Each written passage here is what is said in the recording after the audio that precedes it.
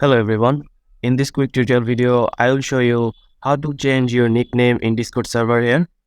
So first of all, you need to hover your mouse on the server here that you want to change your nickname.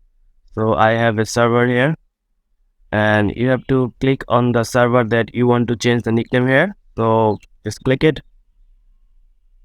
and you have to click on the server of the name here. As you can see, this is the server that I made here, or you can go to any server here.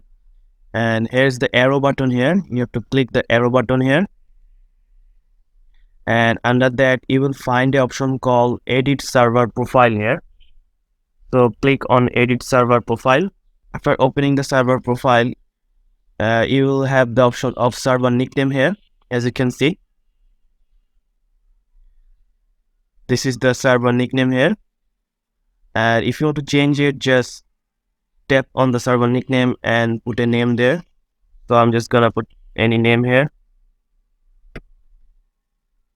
and here you will see a pop-up here. Careful, you have unsaved changes, so you just have to tap on save changes there, and as you can see, your server nickname is changed here. So that's it guys, this is how you change your nickname in Discord here. So if you found this video helpful, please subscribe to this channel, and thank you for watching.